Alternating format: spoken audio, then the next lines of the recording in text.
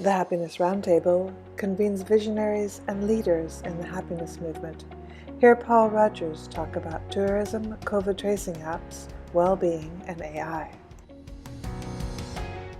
Prior to COVID-19, travel and tourism was one of the world's largest industries and biggest employers.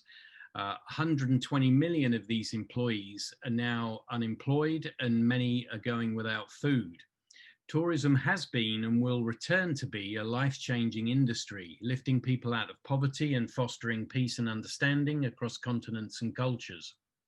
But it's also an industry that is a double-edged sword, and it has brought over tourism, and it has a carbon footprint that needs to be minimized and eliminated, for example. Now, owing to the way that host communities have been disenfranchised by tourism and the need for destination planning to be more purposeful and inclusive, we launched Planet Happiness 2 years ago with a mission to focus the attention of all tourism stakeholders on the well-being agenda and use tourism as a vehicle for development that demonstrably strengthens destination sustainability and the quality of life of host communities. Put another way, by using the happiness index to measure individual and destination well-being, Planet Happiness is a narrative to introduce the well-being movement and agenda to every country, every tourism destination, every community, and every tourist around the world.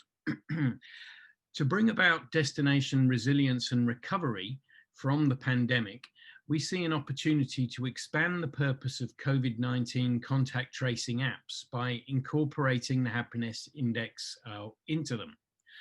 With an individual and community well-being focus, these apps could be connected in real time to multi-facing government dashboards that support the co-creation of policies, programs, and actions that do two things. Firstly, identify and look after the most vulnerable. Secondly, restart tourism that is focused upon strengthening the quality of life of host communities rather than undermining it. This can be achieved by listening to individuals and communities, and through the proposed apps and dashboards, increasing their participation in local governance issues to co-create solutions that look after the most vulnerable and support the design of products and visitor experiences that strengthen destination well-being, often through the creative arts and environmental projects that conserve biodiversity in the ecosystems where people live.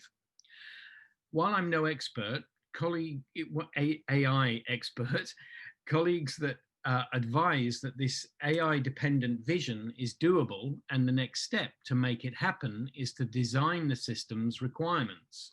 What do you all think? Might this be possible? And if so, how do we set about designing the system requirements to make this happen?